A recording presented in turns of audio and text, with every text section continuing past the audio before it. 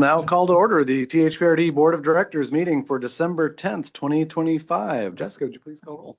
Barbie Miner. Tia Ping. Here. Alfredo Moreno. Here. Miles Palacios. Here. Pradna Patel. Here. All right. We do not have any proposed action resulting from executive session, so we are on to agenda item number 4, and I'd like to welcome up Sabrina Taylor-Schmidt. Good evening. I would like to ask Tyler Franson and Patrick Williamson to come up to the desk. We're going to go over some major medical incidents we had at our centers the last few years and do some staff recognition, and they're going to help me do the awards. Hello, everyone. My name is Tyler Franson, and I am the center supervisor at Cedar Hills Recreation Center. Back in October 2004, we did have an incident and with a patron in one of our fitness classes who became unresponsive. Our first responder was Rosalba. She's our CER at our facility, and she responded immediately to the situation. She notified Denise, our office tech, who's also here tonight, to call 911 and escort first responders in. Rosalba performed CPR and provided AED support to this patron alongside another patron that was trained in CPR. The patron was transported to the hospital, and he made a full recovery and is now attending back to our fitness program. So really proud of how she responded to that. And then also, winter registration was Saturday. We also had another incident occur at Cedar Hills Recreation Center. This was, again, responded by Rosalba as the first responder. She notified Connor, who's also here tonight in the back here. He is our program assistant. And while he was responding to that incident, Connor and Daniel performed CPR on this individual. The individual did become alert. First responders did arrive and then transported back to the hospital. The family did respond back to us on Monday and said that he's making a full recovery at home and he's excited to get back to the treadmill for his walking. So super proud of our team and how they responded. Amazing. And then my name's Patrick Williamson. I'm the center supervisor for the Tualatin Hills Aquatic Center. And on September 15th of 2025, one of our Tualatin Hills Barracudas affiliate swimmers had a stroke in the 20th lane of the aquatic center pool and disappeared under the water. Staff responded, a team of 5 staff responded. They extricated him from the pool and they performed CPR on him for 10 minutes. And he was transported after some time to the hospital where he's actually made a full recovery. It's pretty incredible. He was actually discharged only weeks after the incident. Amazing. Yes, so for Cedar Hills, Rosalba, if you stand up and grab your award here.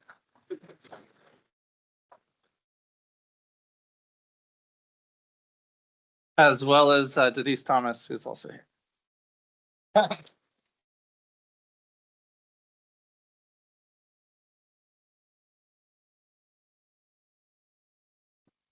right, and then I'd like to invite Elizabeth Staley up.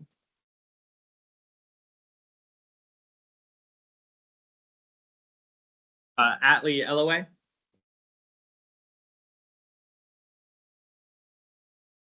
Katrina Mua.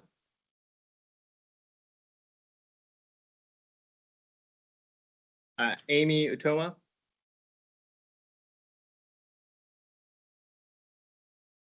Zach Shannon. And Annie Gerlowski.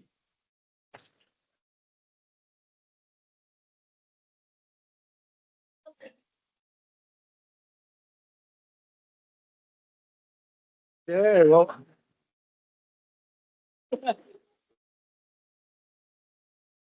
Would you like to? Yeah, we'd love to. We'd be honored to pose with you.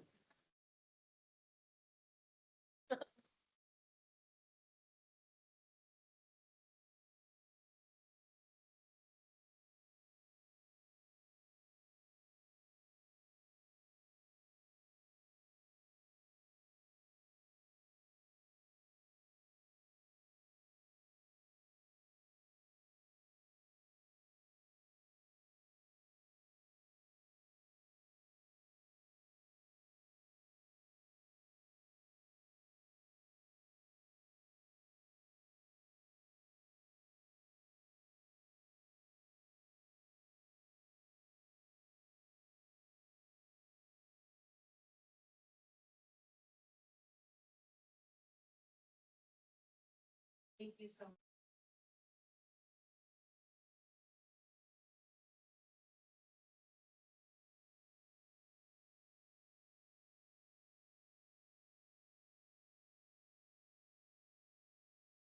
All right.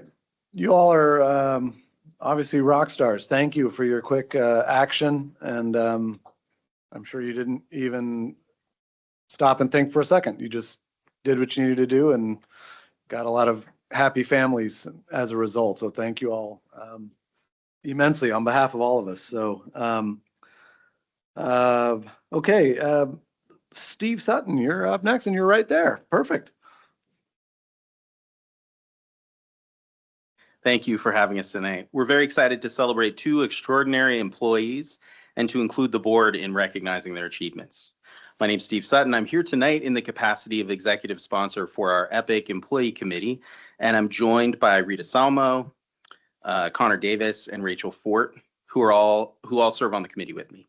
We appreciate the chance to highlight what this group is working on and to introduce the Rise Above Award winners for this year.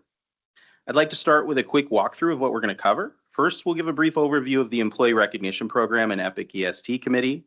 After that, we'll talk about how we got here by outlining the 24-25 Rise Above Awards selection process. And we're excited to give you an overview of the award recipients who were selected because they consistently model excellence in support of the district's mission. Their stories reflect the very best of what district employees demonstrate every day. We'll wrap up by inviting you to join us in presenting the award and the plaques celebrating this year's winners. The EPIC EST Committee exists to foster a culture of recognition and appreciation by celebrating the contributions of all district employees. We do that by coordinating recognition events and developing programs that help employees feel valued and connected to each other and to the district's mission. We meet monthly and plan based on an annual calendar of commitments. The committee is made up of volunteer employees who find the time to take leadership roles on the committee, as well as plan and execute events. The purpose of the Rise Above Award is to annually identify and recognize employees who demonstrate individual excellence in support of the district's mission. It stands for Recognizing Initiative, Safety, and Excellence. That's the RISE in Rise Above. The award highlights employees who go beyond expectations in a way that has a meaningful impact on their team, their work area, and their community.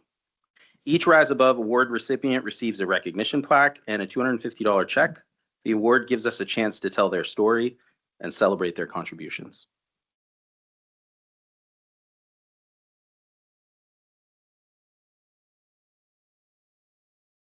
So we had a record number of award. Oh my gosh, again. We had a record number of nominations for the Rise Above Award this year. So we had 74 unique nominations, and that's from all of our different recreation centers, which is just a wonderful thing to know about all of our staff going and recognizing the work of one another.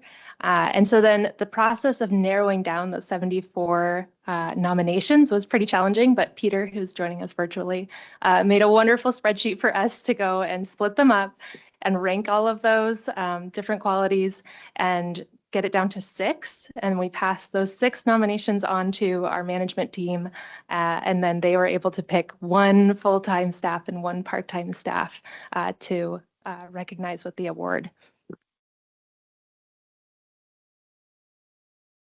Also, the nominees, those top 6 were recognized in our all-staff email that goes out every month. And so everyone has seen those, but I don't think everyone has seen each of our award winners.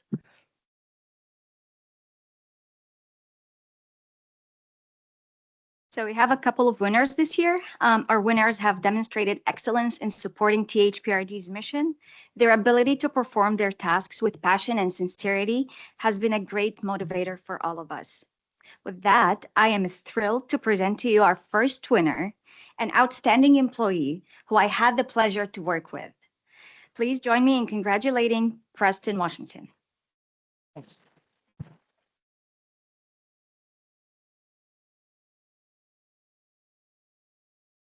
So a little bit about Preston. He's been with the district since 2008. Before joining the district, he served on the U.S. Army for 22 years. He's an accomplished runner who's completed 7 Portland marathons. And outside of work, he enjoys spending time outdoors, going for walks, and watching just anything sports related. Preston is an efficient and well-versed employee, a problem solver who's always on top of things. Always makes sure the tennis center's operations are running smoothly. From saving the air structures to solving sudden weather-related problems, Preston is on it. We are short of words for appreciation for your valuable contribution to the tennis center and THPRD. Thank you, Preston, for your passion, effort, and diligence you put into your work daily.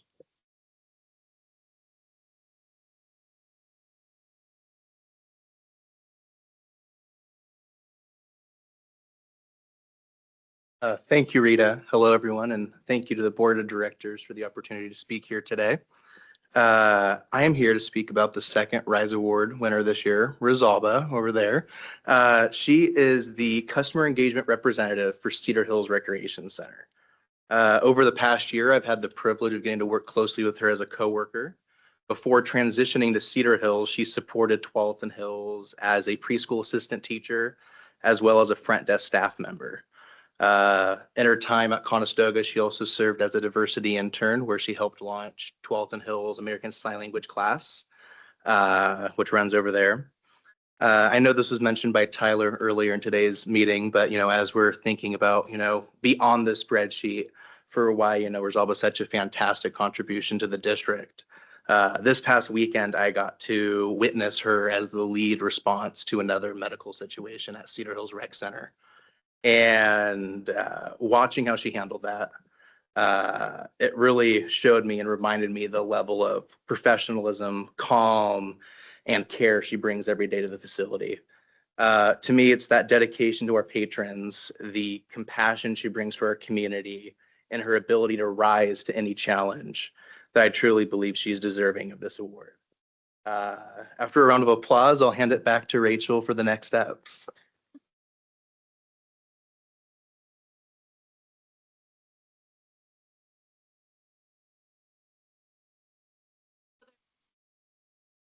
Update story, as well as tomorrow at our all staff winter celebration. There we go. So they'll be recognized in our all staff update story and on our different monitor slides around the different centers. And then tomorrow we have our large winter celebration. And so we'll present them with their awards again there, but I'll pass it on to you. So if you'd like to join us, board, we'll present the plaques and have another photo op.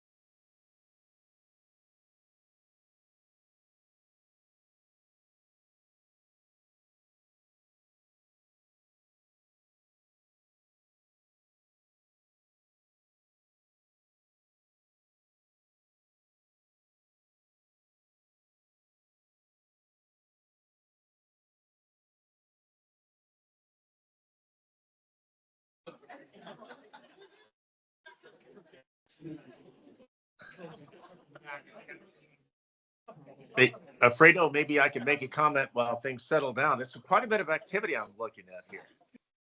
What'd you say, Doug? I just was recognized there's quite a bit of activity there. I apologize to staff for missing this meeting. This is a special meeting to recognize, outstanding efforts by staff, to recognize staff responding to medical situations. The reality is, as we know, it takes hundreds and hundreds of training hours to reach that point where you can actually activate. be under control and manage the situation responsibly. And in this case, I do believe save lives. So I just wanted to say thank you to staff. Absolutely. And here's to a quieter time at Cedar Hills Rec Center. Thank you all. That's amazing, amazing work. Okay, we are now going to move on to Jared Isaacson and Julie Fahey to talk about our audit report. Good evening, President Moreno and members of the board. Jared Isaacson, Finance Director for the district. I'm joined this evening with by Julie Fahey, Audit Partner for the district's audit firm, Talbot, Corvolo, and Warwick. And with that, I will turn it over to her to present the fiscal year 2025 audit results. Thank you. All right, thank you. So thank you, board president and members of the board for having me here tonight. My name is Julie Fahey. I'm an audit partner with Talbot, Corvolo, and Warwick, and I'm here to present the audit results for this last fiscal year, June 30, 2025. So we'll get started. All right, so we have field work. We have interim field work that we normally do. We did it in May. Then we come back for final field work, and we started that in October and we finished in November. So we actually issued the financial statements on November 18th, November 18th last month. I will say that was a very, very quick turnaround. It was to credit to Jared for having the ACFR drafted on our first day of field work, which is a huge accomplishment to have not only being prepared and supported for the audit, but to actually have the actual financial statements that you've been provided a copy of, which is about 120 pages, to have that actually prepared. So I'm super happy to have been able to issue that report back in November and then to be here tonight with you in December for this presentation. Okay. So overview of the audit, there were no new major funds for testing this year. There were 2 major funds that were collapsed this year, which are allowed to be, so those became non-governmental funds. There was no single audit in the current year. So what that means to you, while the district does receive a lot of grant money, they did not expend over $750,000 in federal expenditures this year. That would require a single audit. It can vary by year, but we did not have that this year. Also, just bringing to your attention that there was a new GASB statement that was applicable this year, GASB Statement 101, related to compensated absences. So that did cause a restatement in the financial statements. That is not an error. That doesn't mean anything was wrong. It was just implementing a new accounting standard that increased the liability that was already recorded for compensated absence. It accrued additional sick time of expected utilization of sick time in the future for employees that was previously earned. Okay, right. So this is about, there's only, in this 120-page document that you've looked at, there's only 2 reports that are actually part of TKW. The first one being this independent audit report. It's an unmodified opinion. It's a clean opinion. It's what you were looking for when you have an audit. It essentially says, with all the work that we did during the interim field work and final field work, we feel that the financial statements are presented fairly in accordance with US GAAP, generally accepted accounting principles. The report has a lot of good information in it. I don't have that in detail here, and I'm not going to walk you through the actual CAFR. There are certain sections I always recommend people read, which is management discussion analysis. It's kind of a summary format of the activities. It's in the beginning of the ACFR of the report, talks about the activities of the district for the year, and it also is in comparative format. And Jared does a good job of implementing some bar graphs and color in there to add a little interest instead of so much narrative and numbers, so might be a little easier to digest. And then we actually have the basic financial statements. So those are included within the ACFR. The presentation that you would have seen on the statement of net position and statement of activities, very similar. You will note the fact that there was a restatement. So it affects beginning net position on the statement of activities to record that additional liability at the beginning of the year. Okay, the other big transactions that I don't have listed, obviously that you're aware of, that is recorded in the financial statements, is the sale of property and then the purchase of property. So as a result of that, you did have certain proceeds that you received. You recorded a gain, I think, of about 16 million. And then you also purchased property. So that's kind of, in considering all the transactions that you had for the year, I mean, it was quite a bit that you accomplished in being able to have the ACFR drafted and support the audit and to be here to have it issued. All right. So, and then the second report that we have actually in the ACFR is this report on compliance and internal control over financial reporting based on an audit in accordance with Oregon state regulations. So on this report, which is at the very back of the ACFR, it's a report that we're required to include as a governmental entity. The state of Oregon asks us to look at certain items while we're doing our audit. In the course of our audit, those are listed in bullet format on that first page. If there were any issues in our reporting or any issues in our audit, or the financial statements, we would be required to include them in that. There were none. So happy to report it was very, very clean. We had no issues in internal controls this year. So no issues with how controls are operating in any of the balances that we tested. All right, I'll move on. Okay, so required communication in your board packet, there's also a letter that was issued to you, and this is our required communications to the audit committee as well as to the board of directors. It highlights certain items that we're required to include in there. But before I go into that, just letting you know, we did meet with the audit committee. We met with them in September and November of this year. So we meet with them in September after we've conducted our interim testing in field work and then kind of giving them an update on the audit and the process. And then we met with them again on November 18th, where they had an opportunity, and the ACFR was provided ahead of time, about a week ahead of time, where they have an opportunity to go through the financial statements, ask any questions. It was a very interactive discussion that we have with them, go into a little bit more detail than what I present to you here tonight. So we did that at that audit committee meeting, and then we were able to issue after that. So in this required communications letter that I know is in one of the links for the board packet, it does identify certain items. Some of them are the fact that there were 2 new GASB statements this year. So one of them was GASB 101 for compensated absences, and then the other one was GASB 102 for certain risk disclosures. And the second one had no impact to the district's financial reporting, but it just lets you be aware that there were 2 new GASBs this year. Then the letter goes on to talk about significant accounting estimates. So no changes in those that are listed on page 2, other than the definition of compensated absences did change a little bit. We had no difficulties encountered during the audit. We only had one auditor propose adjusting journal entry that we both agreed to post and posted to the trial balance and to the financial statements. There were no uncorrected misstatements, no disagreements with management. We're not aware of any consultations with other accountants. And then the letter also goes on to talk about recently issued GASB standards. So there'll be 2 new ones that we will talk about next year for fiscal year 26. And their application. We don't expect any changes to the actual balances that are reported as much as disclosures and somewhat the layout within the ACFR itself. They're asking us to move some things around. And of course, more additional disclosures and work, but no changes to the actual recorded balances. And then the letter also goes on to talk about shared responsibilities for independence, talks about the district's responsibility, our responsibilities, and then there's a rep letter that's attached as well to that. So very clean audit, super impressed with the support that we received from Jared and his team. I mean, to be able to issue before the November holidays and to be here with you tonight before the December holidays is quite an accomplishment, especially given the significant transactions that transpired during the year and right at year end. So still had to be recorded, analyzed, properly supported. So do appreciate and want to acknowledge all that effort on his part and his team. Any questions? Great. Are you our representative on the audit committee, Miles, or? Not on the audit committee. No, who? Barbie. Barbie is. Yeah. Oh, okay. I was gonna let them be the first to make a comment. So, but no, any other questions from anybody here about the audit or? Okay.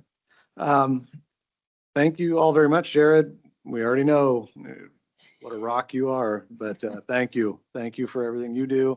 And thank you, Julie. It's always a pleasure to work with you Yes. and appreciate your good news. All right. Thank you. Thank you all. Okay, we are on to agenda item number 5. This is, President Moreno, we do have action from that item there. oh, hello.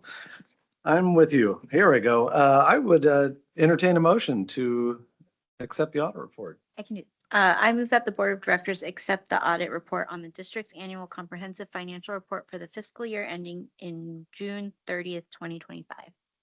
I will second that motion. Moved and seconded. Jessica, would you? Pradna Patel, Yes. Miles Palacios, Yes. Tia Pink, Yes. Alfredo Moreno. Yes. And thank you, Jessica. I think I can move to agenda number 5 now. Okay, I'm going to move to agenda item number 5. Audience time, we do have testimony here. Thank you. Okay. I will read the framework here. Public comment is an essential part of government meetings, and the board is grateful for all who participate. This is a valuable opportunity for us to listen to community perspectives on district issues, and we thank everyone in attendance for doing your part to maintain a spirit of mutual respect and courtesy as speakers and listeners in this space. Speakers will have 3 minutes each and will be called in the order of which they signed up. And we have one person, so you are first, and it's Christy Ripkowski, if you're here.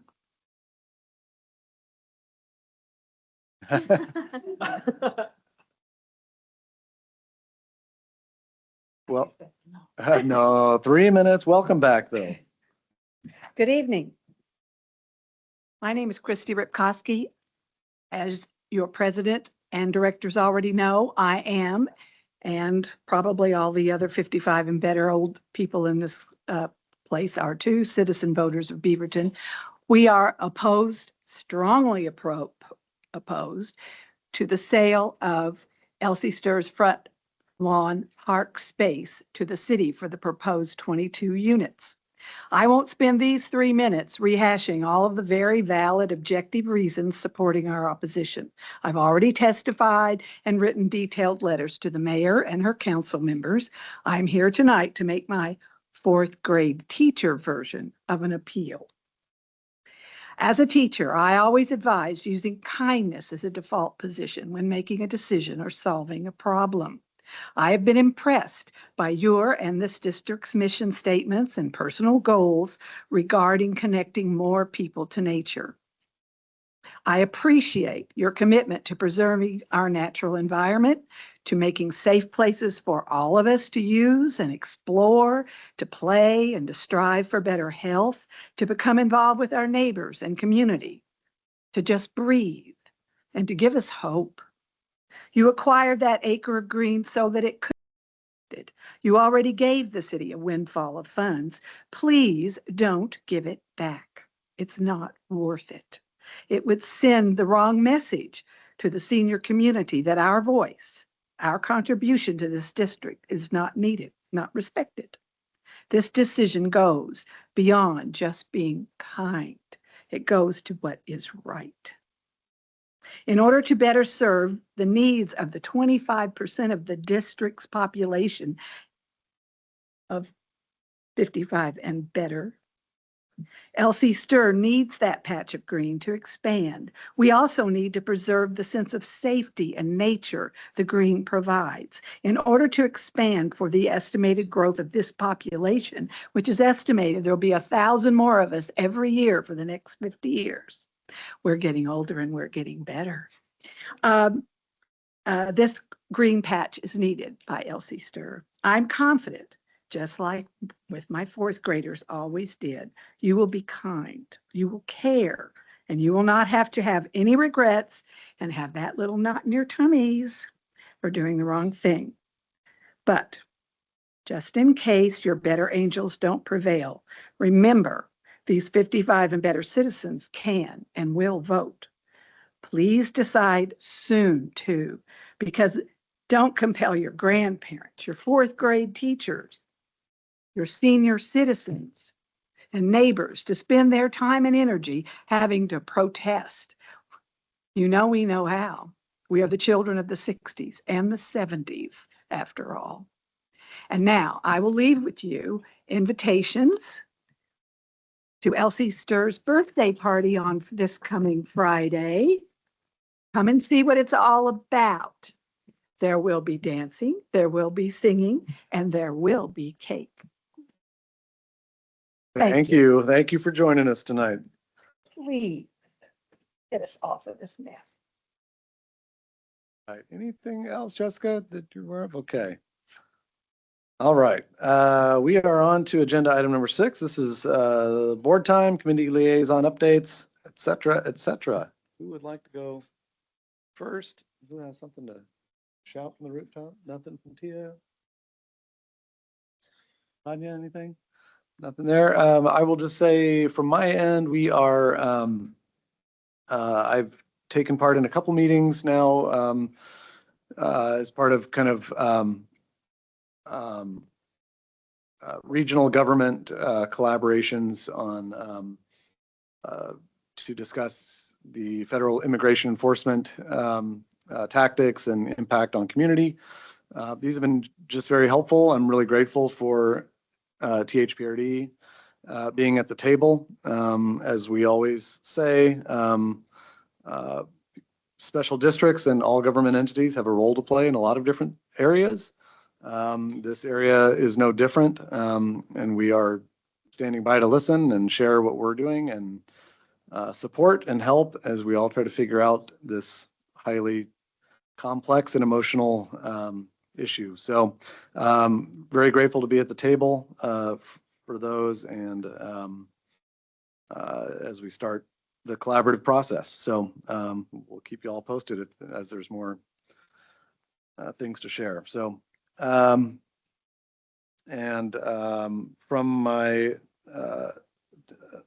my place as the liaison to the Tualatin Hills Park Foundation, in our consent agenda will approve the nomination of some new board members.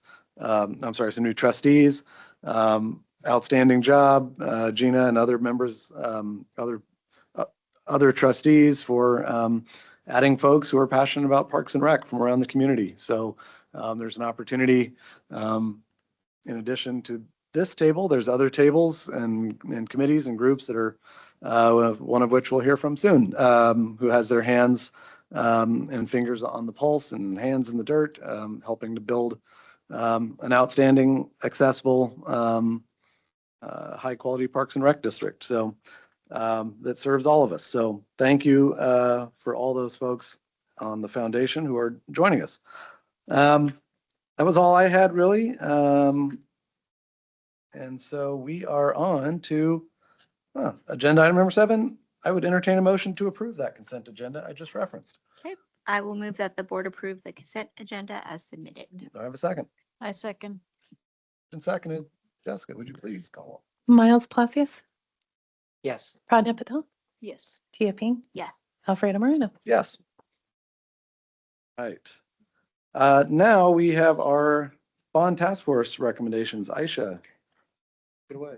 Yes, thank you.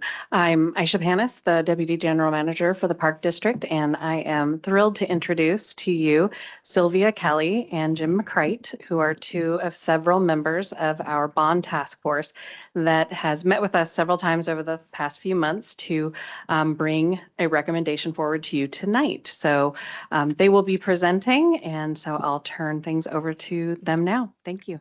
Thank you so much. Thank you, board members, President. We appreciate being here. And it's been an honor for us to serve on this committee because everybody that was on this committee was very thoughtful. They were passionate. They were very serious. They asked staff, as staff will say, lots of questions, and we really dug into it. So it was an honor to be there, and we really do appreciate it. Jim will talk in just a second, but my personal interest in being involved at this is I've been in Beaverton a long time, and the parks, the bike paths, the classes that we can take, the facilities. I've never found anywhere else that I have lived. I have a real passion for the work that you do and the services that you provide because Beaverton's a diverse community and you serve and reach out to all of them. So it was really, it's been a joy. Jim, you want to talk about why you? Hi, good evening. I'll second what she has just said. We were both very happy to serve on this task force. And the last 3 months have spent a fair amount of time working with the staff on coming up with a proposal you'll see tonight.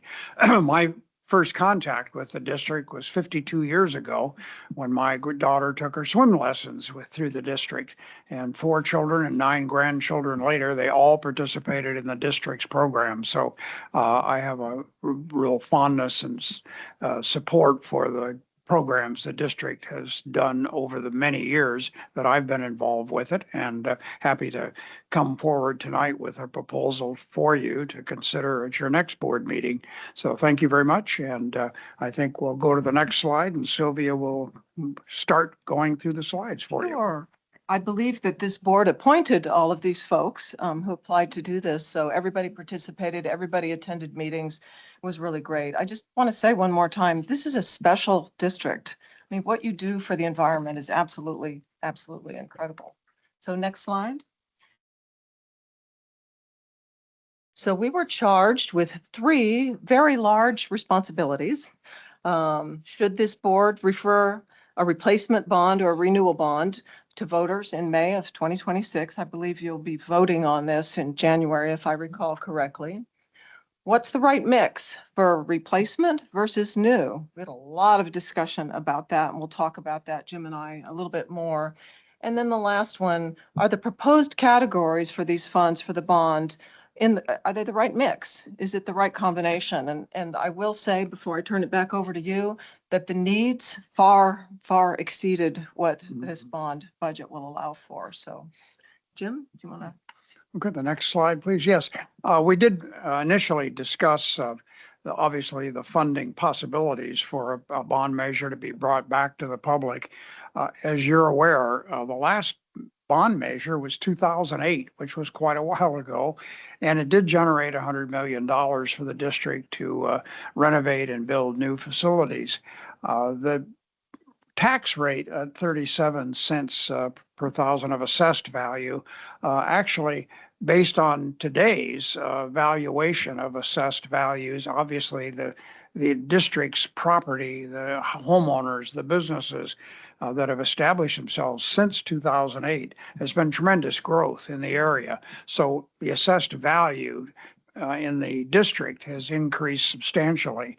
So we found that in working with the staff that the tax rate we currently charge the taxpayers, if we kept the same rate, no increase in their taxes because of all of the increased valuations in the district, it would actually generate possibly up to about $280 million instead of $100 million.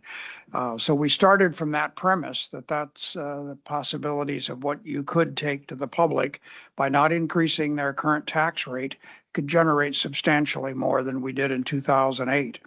And we feel very confident, not only our committee, but we analyze some of the polling that's taken place to find out if it confirmed our feeling that obviously the public in the district has a very high regard for the Park District and always has. It's always been very favorably looked upon by residents because it plays such an important part in their lives and their children's lives, grandchildren's lives. So we feel confident that if we were to bring something to the public next May, that we would have the support to pass the measure.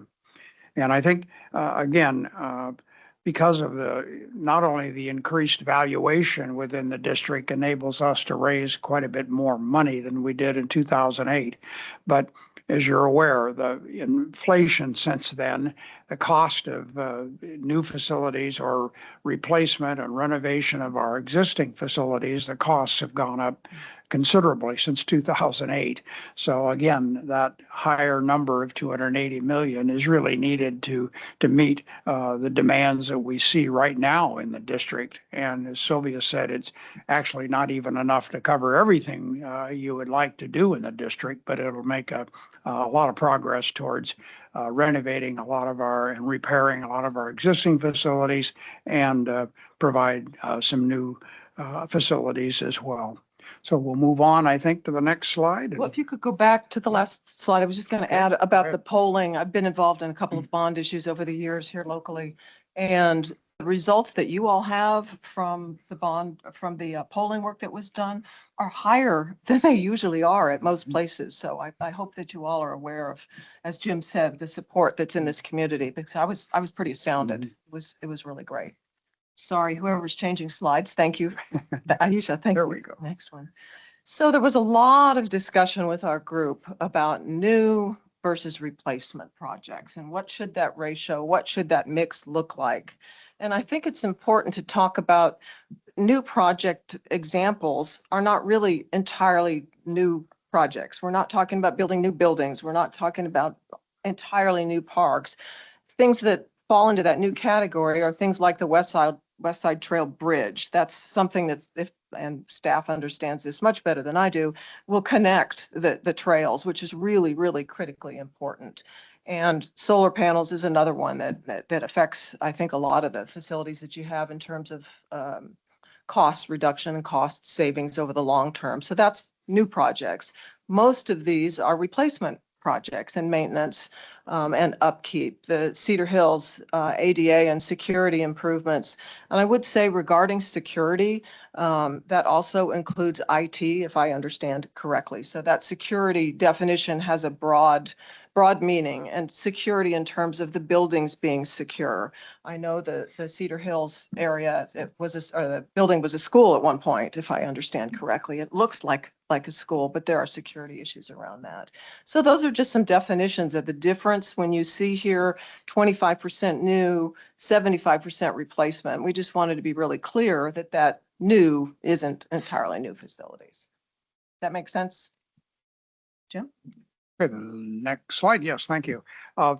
We looked at the various types of projects within each of these areas as well, and the staff presented us a number of options. And the bond task force was, in a sense, a small focus group to look at all of the ideas of where the renovation, repair, and new projects could possibly be. And we don't have time to go through it all tonight, but I'm sure the staff will provide you with this preferred bond list. We had 5 pages of projects that could possibly be done if this bond measure is supported by the public, which we believe it will be. But basically, it breaks down into these general categories of the environmental stewardship, about 5%, connected trails is 26%, recreation parks and community spaces, 39%, accessibility and safety, 8%, and buildings and facilities, 22%. And I think in regard to the idea of bringing to the public our desire to focus primarily on the repair renovation of existing facilities versus 25% to the new facilities. I think that makes sense to the public. The district has, since 2008, obviously, there's been a lot of depreciation, wear and tear on our facilities. And you all know of examples, I'm sure, places around the district that you visit frequently and can see where there's definitely a need for some upgrading and repair and renovation. So we think that that's a very sellable point to the public as well, that most of the money would be spent on renovation, repair of existing facilities. We're not trying to go out and double the size of the district's facilities overnight. This is just a real critical need right now to take care of what we have, plus add a small amount towards a few new facilities. Next slide. Thank you, Jim. So the staff asked our group if we had any additional thoughts in general about all that we had reviewed. And a couple of things really struck us. And one was to be transparent with the public about how the money is being spent. We weren't suggesting that you weren't being transparent at all, but I know in the 2008 bond, you had a bond advisory oversight committee, I believe. And so we would recommend that you do that again with this one, that's really very important. And I think too, how you market what you've done and what you've created over time is also very important. And I look to Holly for that because that's also her area of expertise. She's amazing, by the way, in case you all don't know that. But that marketing aspect of how you are serving the community is really, really important. Strive for geographic equity of the projects, which we believe what was presented to us does that, but it's also very, very important because we have an entire community to serve, and that's very, very important. And be aware of the operation maintenance cost and efficiencies that are being created, because many of them are, as you upgrade pool facilities and you put solar panels on, there'll be some long-term efficiencies that come from short-term expenditures. So we just wanted to make sure you all were aware of that. And Jim? Okay. Next Back slide. to you. So in conclusion, the bond task force, after 3 months of meetings, we've come to these three decisions. One, yes, you should pursue this replacement bond request in May of 2026. We also believe that spending 75% for replacement projects and 25% for new projects is the appropriate mix for the public.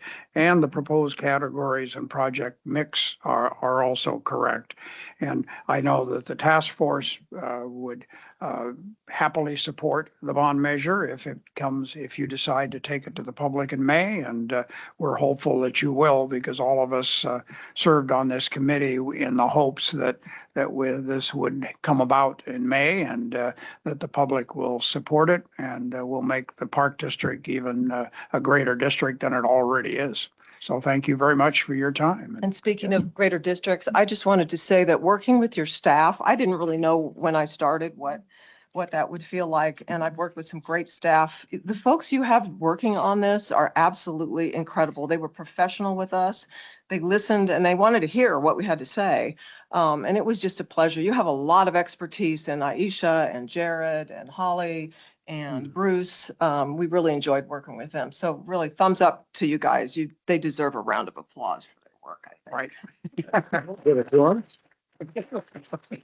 And we also, I know Sylvia and I have talked about thanking the board as well, Yes. because I know how much volunteer time that you put in on a board like this, and you have some big decisions to make, and we're looking forward to further discussion in January, and hopefully some positive action to move forward and take this case to the public. Do you have questions you. of us? Or? Great. Thank you both so much. Yeah, you got one? No, I just want to start off by saying thank you guys for all of your time. I know it's a lot of work to take special time away from your family and your lives to be able to do something, but I'm just so thankful for all of you guys who have stepped up to do this. And just, you know, in your recounting and your words that you're using of transparency and storytelling and equity, that is exactly the values that we and I know the staff have.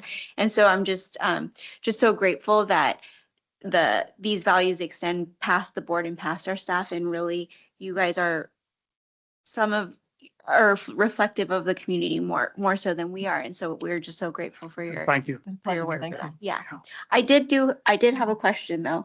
As far as when the committee was talking about regarding new versus replacement, can you maybe speak a little bit more how you ended up with the 75-25 versus like 50-50 or any other percentages that were brought Sure, up? I think Yeah. we're probably going to turn it over to the staff. Jim, do you Yeah, want but to? I would just say that one obvious, well, maybe it's not obvious, but one conclusion we reached fairly quickly was, for example, there really wasn't a need in this district for new aquatic facilities. We have more per population than surrounding communities here, and several actually in Oregon as well. So that was the kind of process we went through. Is there really a need for a lot of new facilities? And one that we determined with staff's help was that we obviously need to improve some of the aquatic facilities, Beaverton being at the top of the list. But as far as new facilities, they're very expensive. But we have several already that are adequate for the current population. So we went through that process of looking at where the needs appeared to be, but staff guided us in showing us what ratio of services we now provide versus other communities, whatever. And so and I think that the public, we felt, was going to be much more receptive to spending the money on improving what we already have, because we have so many great facilities, but they're all in need of repair or renovation, updating. So we felt that was just a much better argument to take to the public, that why they should vote for this measure. We need to take care of what we have first. Well, I think we felt like that was a personal moral responsibility, is to take care of what we do have. I think the group felt very strongly about that. So that added to that. Does that answer your question? It does, yes, thank you. Other questions, comments for Sylvia and Joe? Yeah, I've got some questions, but they're granular, so we won't worry about that. I'll direct those to staff later. In terms of comments, I really do want to highlight, board member Ping, the beauty of the geographic equity pieces, the oversight, comments, communications, all being very important through this process if we are to vote to approve taking this to the ballot. The other piece being the transparency piece. We're put in this position to be responsible of the dollars given to our government agency, and there's a lot of trust put in us. For us to be intentional and thoughtful, we need the voices of folks like yourself, Sylvia, Jim. Thank you so much. You and your peers on the task force, it is critical that we have your voices as we make these decisions. So I just really want to drive home that point that we are very thankful of the work that you've done over these last couple of months for us and for our community at large. Thank you. Thank you. I guess I'm just gonna say ditto since both of them kind of captured that, but thank you. Thank you for all the work because you're putting in your personal time. We appreciate it. And just one comment about the survey, right? I know the staff did their own survey and got some results. When you mentioned the survey, what's that? Sorry, this is me. I can't hear you. Is your mic on there? I think it's far from me. Thank you. Here. Thank you. Better. Sorry. Yeah. When you mentioned survey, were you talking about the responses you were getting directly from the community beyond the survey? Okay, gotcha. Holly just answered. She's Thank you. answered. Yeah. Yeah. Thank you.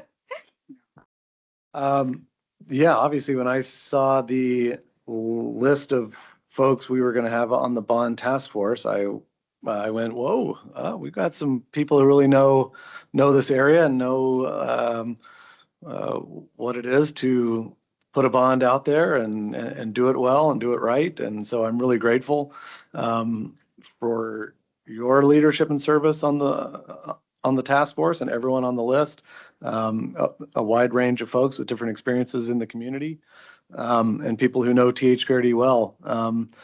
As you all know, putting any sort of tax, whether it's a renewal or new, out right now is not something you do on autopilot. And so it's really, really important that we have a lot of good expertise from the community up to help guide this and to kind of endorse what's needed and give us a good nudge in a direction with your recommendations. So we will definitely take those to heart and look forward to hearing more of the details. But we all want to keep this district thriving and not missing a beat. So really appreciate your work and thank you for being here tonight. Good to Thank you. Good to see you both. Thank you very much. Let us know what we can do moving forward. We sure will. Yeah. Okay. We are on to the general manager's report, and we are flying ahead of schedule. Whoever's keeping track of that behind the scenes. Aisha, you are first up. Yeah. Yes, I am. You heard a little bit earlier tonight during the audit report about pretty big transactions, real estate wise, that we encountered in our last fiscal year. And I'm here to talk about one of those big transactions. So this is an update for you on our Parkside building acquisition. And this is the future home of a consolidated administrative and operations center for Tualatin Hills Park and Recreation District.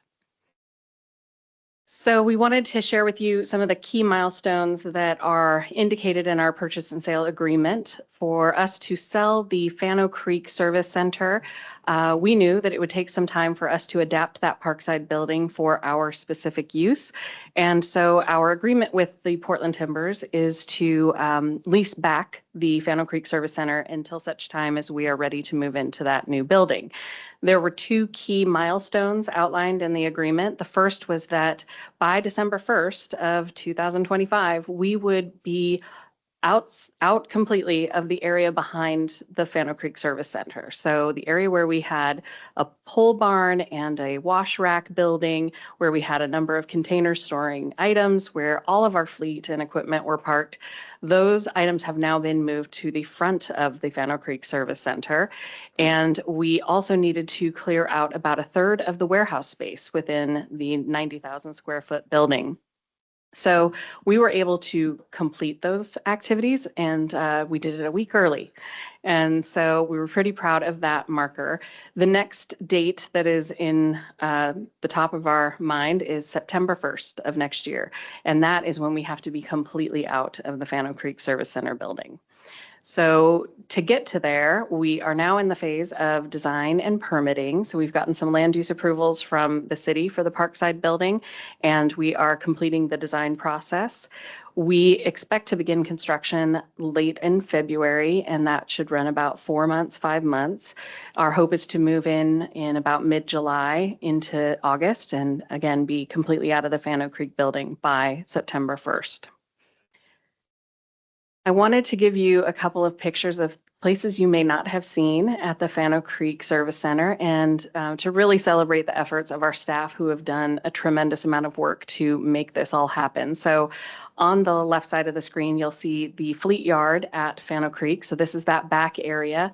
To the right of the fleet area are 2 fields, one synthetic turf and one natural turf field.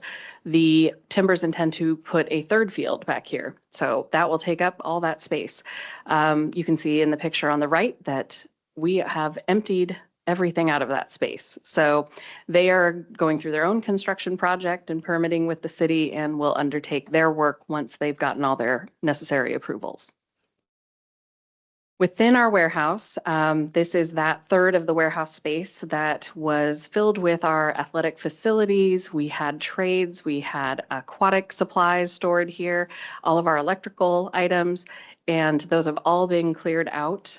We have relocated a number of items to our Howard M. Turpinning complex, where we have a Parks North operation, and we've also relocated them elsewhere in the warehouse. So we have gotten all that area cleared out. It echoes a little bit now, just a little bit though. We've also started working on an area that we didn't necessarily have to clear out by December 1st, but we wanted to get a jump start on things. And this is our drawing storage area. So these are all the plans of all the buildings and projects that we've worked on over the years. And we're digitizing where we can, double checking to make sure some of them have already been digitized. And we are clearing those out as we go.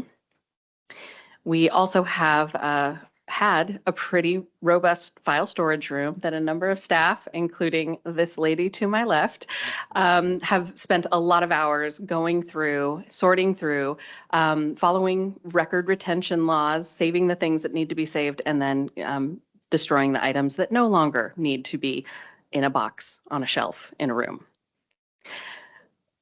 We also have a lot of furnishings. As we've moved and flexed our workforce, we've got equipment that has created workspaces for our staff. And so we've moved these down. We're temporarily locating them in a portion of the building that's not going to be affected by construction over at Parkside. And we're looking to use these items to build out new workstations within the new facility. And just to show you that parking plan over at Fano, the grayed out areas are those that are Timbers areas now, parking areas and future construction areas. And so we now have in all those little colored boxes you see on the top side of the screen are all our different types of equipment that are moved to the front of the lot. And all of the yellow spots are our staff parking. We've had to unfortunately discourage many meetings from being held at this building just because the parking is so tight. But we have made a few moves. So some of our larger equipment's moved off site. We moved our Park South Athletic Facilities team to the north operation. And then we're also currently using the gravel lot that has been a overflow parking area at the Parks North site near Field 1 and the Athletic Center for staging of equipment. And that'll be a temporary choice until we're able to fully move in up north. Within the building, Totally, including the leaseholder properties on the site, we have 158,000 square feet. We are not touching all of those places. We are making very targeted improvements in the building. This building was formerly lived in by Nike, and there's beautiful finishes in the building. We're trying to use as much of that as possible. So we're truly making adjustments for our operational needs. Over on the left side of the building, we are making a print production room. We are improving our storage and flow in that space for our community events team. In the center of the building, we are creating a welcoming lobby. We're also going to create a new boardroom. And then on the east side of the building, we're outfitting that to be our operations staff location. We need changing rooms. We need to make some restroom adjustments. So we are making very limited changes on that area. Upstairs, the vast majority of the interior work is going to occur in our fleet and trade space, where we have to take what's currently a warehouse, but create a mechanics shop out of it. We're also creating workshops where we can do welding, where we can do carpentry, where we can paint, and where we can store and maintain tools. So that is all happening in the back portion of the building. And then the other significant effort will be enclosing a fleet yard where we can store our vehicles and equipment. So you'll see in that brownish shaded area, that will be a fenced area for the most part. And we will have a potential new access way out on the west side of the property, which you can see in a green and blue box, to better get our staff out of the fleet yard. So that will be a pretty significant undertaking, and we are going to be starting the fencing work pretty soon, probably later this month, to create that secure space. And that secure space will end up being the staging area and parking for the contractors as the design team comes online. We also know that, because we've been observing how this building that has been primarily vacant for about 3 years has really encouraged a lot of pedestrian traffic in the Cornell Oaks corporate center.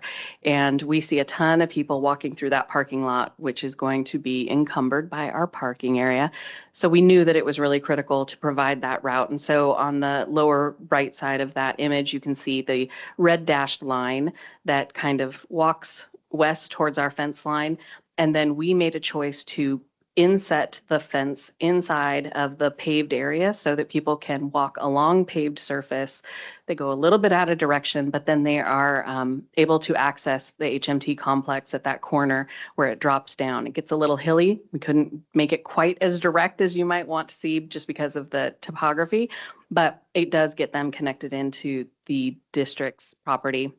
And then, of course, folks can access along the front side of our building with walkways.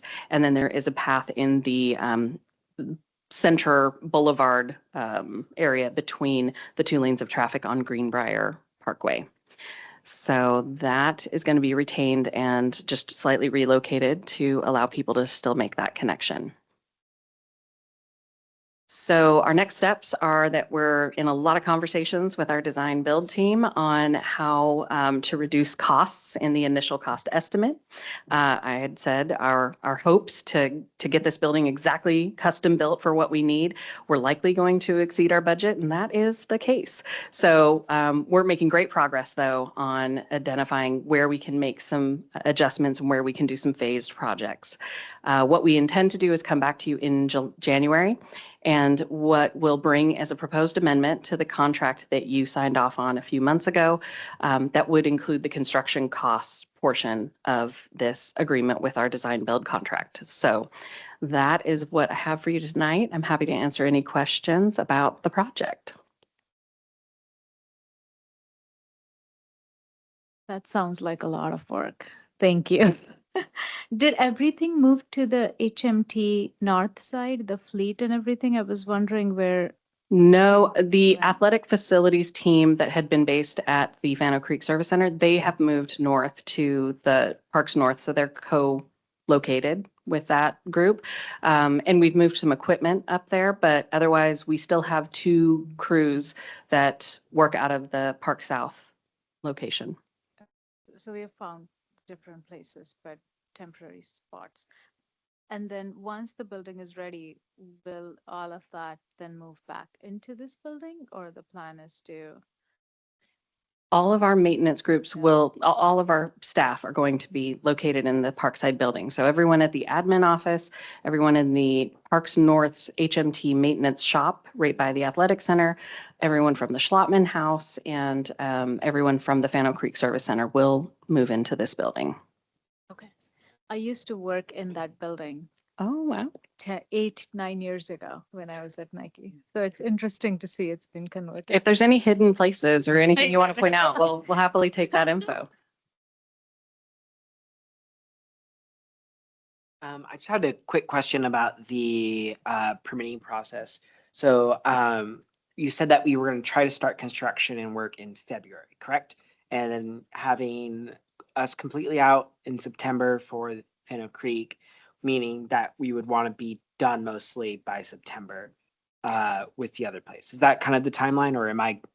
We hope to be into the new building in July/August so that we can be completely out of Fano by September 1st. Got it. For the permitting, how's that going? I'm curious. There's a lot of moving parts. We had to get a fencing permit because it's a pretty robust fence, as you would imagine, wanting to protect all of your investments. We also needed to get a permit for the land use approval for the changes we're making outside with the parking lot, and design review compliance letters for where we have windows that we're switching into roll-up doors. So there's a couple of different things that we're going through, but we're moving. We're moving. So do we feel good about February still?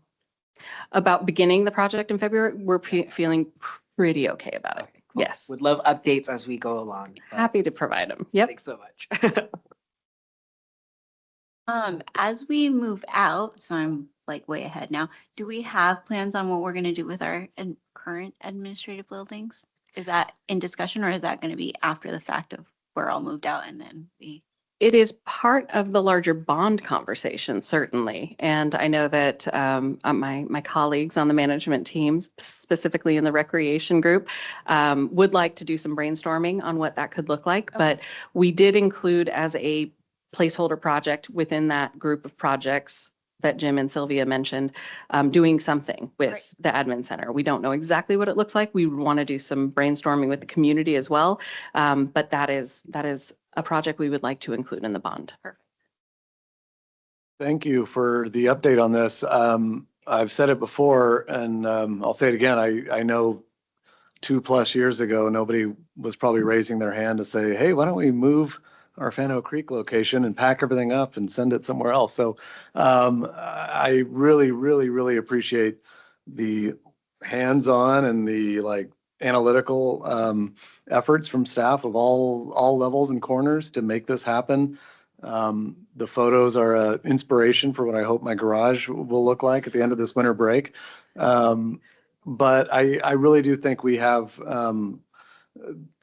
as I've said before, just an opportunity for a win-win-win to allow us to do more than we've been able to do, to allow the Portland Timbers to have a competitive advantage, to allow the Tualatin Hills Park Foundation to have kind of a shot in the arm with that agreement as well, to benefit our programs that serve community members. So I hope that everyone at the end of the day knows there's that big thing that's going to happen while you're grinding out cardboard boxes and schlepping, cubicle walls and things like that. So very, very much appreciated. And I really look forward to seeing what comes of this space, of the HMT space.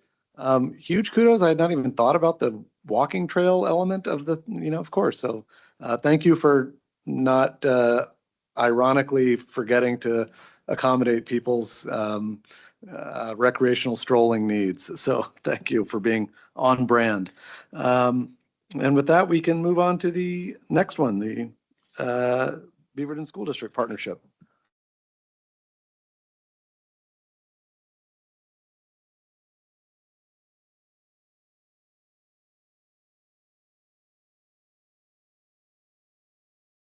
Okay, good evening. We have another wonderful feel-good story for you this evening. So I'm Holly Thompson, Communications Director, joined by Ann Johnson, Recreation Manager, and many others who you'll get to see a little bit in a second. And we're here tonight, I jumped too quick. We're here tonight to talk about a partnership that's new that we did this past year with Beaverton School District. And it really starts with the Board of Directors. In the past year, you had added a conversation point in the general manager work plan, talking about the importance of partnerships and really wanting to encourage staff to think about partnerships with our local government jurisdictions in a more meaningful way. And a request came in through our financial aid program to see if we could help with one school on one charity drive. And when we heard about that request in communications, we immediately reached out to our friends, Anne and Emily and Andrew. It said, we get these all the time. And instead of doing one school and one center, what do you think if we take this to the administration level and we go to BSD and we say, hey, you know what your needs are all year round. We all see the school supply drive, right? When it's time for school to start, and we know some of your needs are met really well by longstanding relationships you have, but you have other needs that aren't being met. So we asked, could you, BSD administration, map out what would be best for the whole all year long? And can we use THPRD to fill that gap? It was a creative idea, the thought process being communications can create all the marketing materials. You got that tough time of setting it all up the first time, but then year over year, you've already started something. And our partners in the rec division have the great work of collecting items and leading the work with collection out in the community. So that was the vision for 2025. And it paid off in very surprising ways. So we started out with big dreams, of course, and Emily and Andrew and I went to our center supervisors and said, what can we do? Here are some ideas. Give us some more ideas. We do one drive, pretty much one drive a month. We've had 8 coordinated drives so far, along with one in November that was a monetary online giving event. As you can see, we average over, on those 8, over 1,000 items that we take in per month. Our drives have gotten prom dresses. You see in the top picture, we had a prom dress event at Conestoga Recreation Center that filled almost the entire gymnasium floor, which is huge, as you might know. 600 prom dresses that we had available for people to come in and try on and take. Coats, personal hygiene items, diapers, socks, laundry items. Communication staff helped set this up, but it's our work at the centers and our center staff that really are there. They collect, they market, they talk things up, they collect, they deliver in the end. And several of those, we'll go to the next slide. I want you to see some of our staff that are these are our office techs at our centers, and they spearhead these BSG drives and this partnership. I want to introduce, several of them are here. Will you guys stand up when I introduce you? Rita Salmo, Rosalba Guerrero is here as well. She's Denise's right hand, so I have to introduce her. She's the CER. Jenny Renner, Melanie Rels, and Denise Thomas.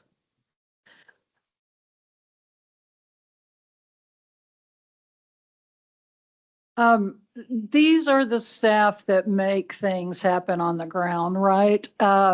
You also, everyone in the room can take a look at all of these office techs, and if you need something or you need to know something, I just gave you a really great place to go in the district. But it's been, thank you all. It's been a great partnership for our centers, BSD, and our community has stepped up in their giving. And so, to sum it up, we were honored with the BSD Community Partnership Award at the end of 2025 last month. And it was really great. And, you know, you don't do things to get an award, but to get honored and recognized in this way was really meaningful. And I just want to say the rec division are heroes. The first thing we did was the prom dress drive.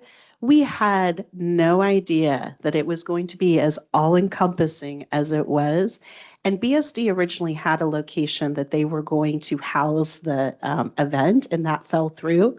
So we had to pivot with a couple of weeks to home at Conestoga. And what they did to make that event happen on a quick pivot was just amazing. And, you know, when you see the smiles and you see the joy on people's faces, and you get to see how this is benefiting our community, and when you get to see people come into THPRD spaces who are so grateful to be able to give and help BSD families. So we're really proud of this change. We're going to keep it going in 2026 in the future. And we're just really proud to be able to use our THPRD spaces to fill the gaps for BSD families in need. So thank you. Thank you all. This board meeting keeps getting better and better. Like this has been just great with the awards and with all this wonderful. Thank you. Any specific questions on anything? Feel good? Okay, thank you all. Amazing. It's our holiday special. Well, next up, Aisha, ORPA conference. Sorry for dominating That's this, okay. but you know, I have some other good news to share, and I'll start with another award. So we wanted to bring this information for you tonight because, well, we just really wanted you to have a good news night. But we also wanted to share with you sort of the really cool things that get to happen for our staff. And one of those was being able to send many staff down to Eugene to attend the ORPA, Oregon Recreation and Park Association Conference. And one of the things that we got to do there was accept an award for safety excellence that is issued by the Special Districts Insurance Service of Oregon. And so in the photo, you see Frank Stratton on the left. He is with Special Districts Association of Oregon and with SDIS. And so they issued this award to us as part of the annual awards program for ORPA. This was for our nature play guidelines, which was a cross-functional across the organization team developing how we select and care for the nature play equipment that we have in the district. So that was really great. And I just wanted to acknowledge the staff that were involved in that. We had Matt Kilmartin, who's holding the plaque there, who's our park planner in planning and development, Aline Feeney, who's in risk and safety, Bruce, who's right over here, who was not able to attend, but was a part of that process, Cameron Hall, who is on the call watching from home, and Nancy and Yes from risk and safety, as well as Leanna Harden, who was our engagement specialist, but is no longer with us. But we were thrilled to receive that award at ORPA this year. We also had a number of staff that presented while at the conference, and we've traditionally provided you a brief update on the topics that our staff have been speaking on. This was a session that I was asked to be a part of because I have also participated in the Northwest Women's Leadership Academy. And so this was a group of women who had gone through that program and also work in park and recreation, and wanted to talk about why that connection was a good one. And we got to spend time with Sarah Maderi, who's there on the right side of the image, who was the recent city manager for City of Eugene. And she was very powerful and inspirational. And it was a great session just talking about parks and recreation and the various different pathways that you can get to leadership roles in that industry. We also got to share a presentation from two members of our Nature Center staff. That's Hannah Dunifer and Chantel Duplessis.